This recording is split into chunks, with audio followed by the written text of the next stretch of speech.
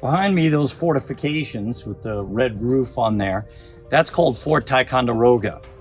It was originally called Fort Carillon by the French when they built it during the French and Indian War. In 1758, the French defended it against a much larger British force. Now, despite that victory, the French actually abandoned the fort, blew most of it up. The British occupy it and they rename it Fort Ticonderoga. And the British keep it until the American Revolution. In May of 1775, Benedict Arnold and Ethan Allen took the fort by surprise, and it remained in American hands until 1777. In that year, Major General John Burgoyne brought 7,000 soldiers from Canada, British soldiers from Canada, and surrounded it. And they put cannons on this hill, which we call Mount Defiance, then called Sugarloaf Mountain. Now, the Americans did not fortify this area. The Americans were content with fortifying the peninsula, and also across, there was another fortification called Fort Independence. And there was a bridge that connected both, a wooden bridge. But when the British were able to put guns on this hill that we call Mount Defiance, the Americans felt it was too strong a position, and the British would be able to fire down and the Americans could not retaliate. It was at that point that Arthur St. Clair, the American commander, ordered a retreat. It was a shock to Americans at that point. They did not think that this fort could be taken, certainly by the British. Arthur St. Clair was actually court-martialed. He was exonerated later on. The Americans will live to fight another day, and it actually was a good idea to abandon this area.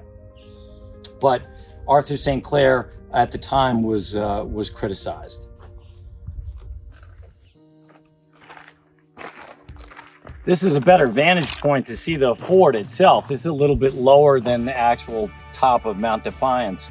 I'm here actually for a reenactment. We're doing the reenactment of the fort being taken by the British in 1777 in July. And you can see there are some boats in Lake Champlain. Those are reenactors. Those are called bateaux. And today we're going to reenact actually the storming of the fort. There would have been a wooden bridge between Fort Carillon or Fort Ticonderoga and Fort Independence, which is just south. You can't see this behind those trees. But it's a wonderful, wonderful place to visit, an amazing historic site. I really encourage you coming here. This site, Fort Ticonderoga, was used in two wars, the French and Indian War and the American Revolution. During the French and Indian War, this site was occupied by the French army, and they repulsed a large English army in 1758. After the war, the British occupied this area and called it Fort Ticonderoga. The French called it Fort Carillon. Now the French, during the French and Indian War, had built these lines, which we call the French lines. But during the American Revolution, this place was occupied by the Americans. And the Americans tried to repair these lines as best they could. But the British, when they come down from Canada in 1777, they're going to surround this place. They're going to place cannons up on Mount Defiance, or Sugarloaf Mountain as it was called back then, and the Americans are going to be forced to evacuate.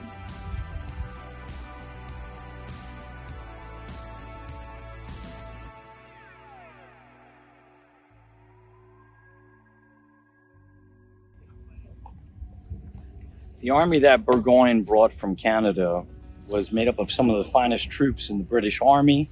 Also, they brought Canadians with them, also Native Americans as scouts, at least in the beginning of the campaign. So it's a pretty incredible force that Burgoyne brought. They were well equipped with cannons like this. These are 3-pounder cannons, which fire a 3-pound projectile. These are made of brass. And this is the kind of thing that Burgoyne had to bring with him through the wilderness. After he takes Fort Ticonderoga, he's got to cut a road down south to the Hudson River. So one of the reasons why it was such a difficult journey was to drag all of this equipment. Behind me is the 15th Regiment of Foot Light Infantry Company. These guys are reenactors. So what we're going to do today is we're going to do a reenactment of the battle in 1777. We're also going to do a little bit of drill for you guys, so you see how these guys were able to operate as a unit.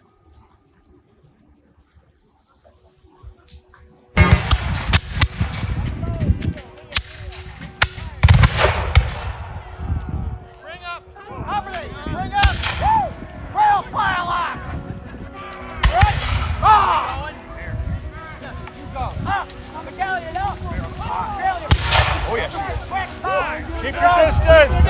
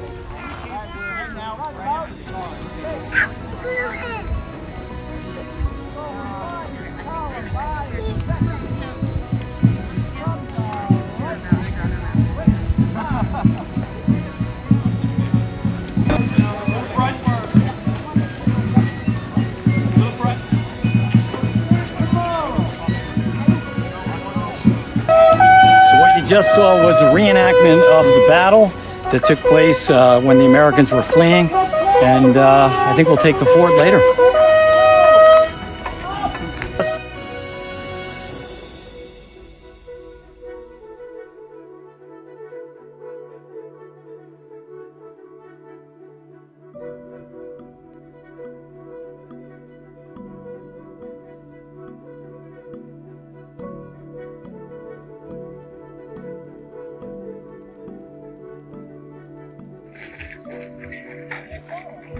So what you see around you is a rebuilt Fort Ticonderoga. Wouldn't have looked like this during the time of the Revolution. Would have certainly been in disrepair. But it does give you a sense of how large the fortification was and where it is in Lake Champlain. So that's Lake Champlain, and that is south. And then that hill, that mountain up there, that's what they call Mount Defiance. So when I started the video, that's where I was. And that is where the British put their cannons. And that would allow them to fire down into this position, but the Americans would not be able to fire back. So that's why the Americans would abandon this. There was a wooden bridge that goes from here to that peninsula. That would have been Fort Independence. And the Americans would have run across there to escape and eventually fight at a place called Hubbardton.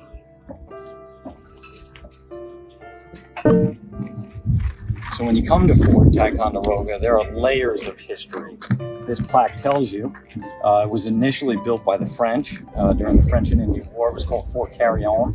It was taken by the British eventually in 1759. It was renamed Fort Ticonderoga when the British took it over, but the Americans have a surprise attack on May 10th, 1775, led by Ethan Allen and Benedict Arnold, whose name is not on this plaque.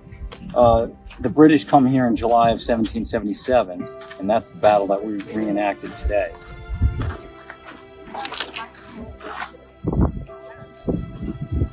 So Fort Ticonderoga is one of my favorite places to visit. What you just saw over there was the American camp, and the public is encouraged to come through and watch the reenactors. There's even a Trekkie down there in the blue dress. Interesting.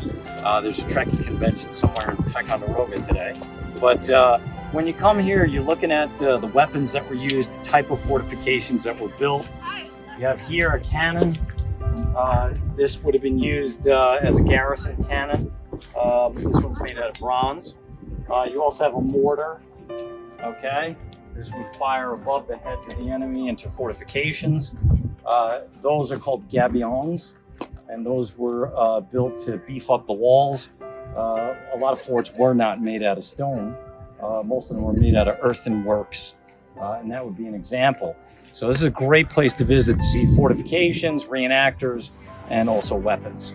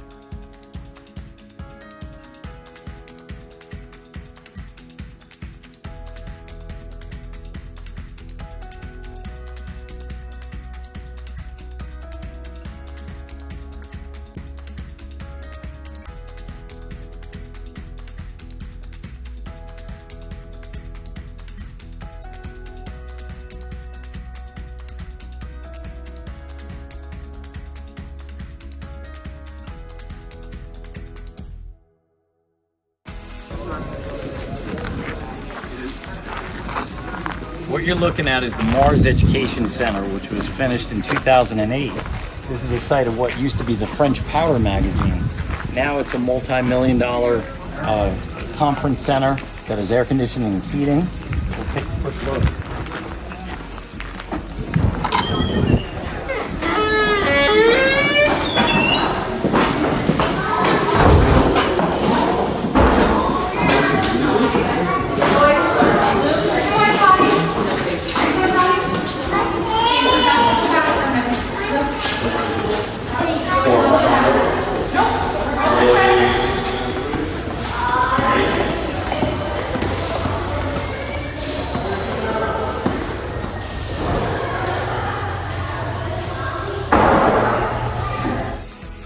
We're in the basement of the Mars Education Center, and this gallery is a gallery that changes. They change the displays quite often. This particular display are American militia uniforms that were used during the Revolution, after the Revolution. So these are authentic uniforms, real uniforms that were worn by real people in that time period.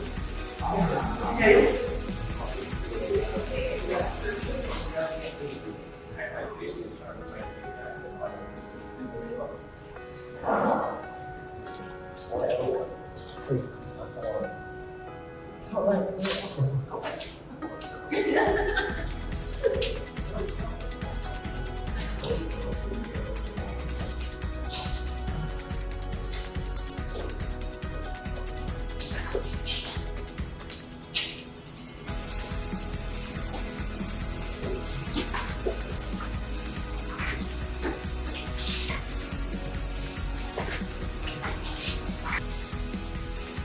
Behind me is a readout, an outer work of the main fortification behind. So we're about a mile out from the actual fort itself.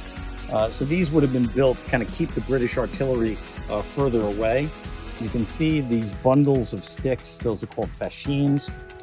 They would make hundreds and hundreds of those. They would put mud and dirt in between and build these walls. And inside you could see a firing platform for a cannon. There would also be firing steps for muskets for guys to shoot over the walls. So this would be a typical fortification or a redoubt.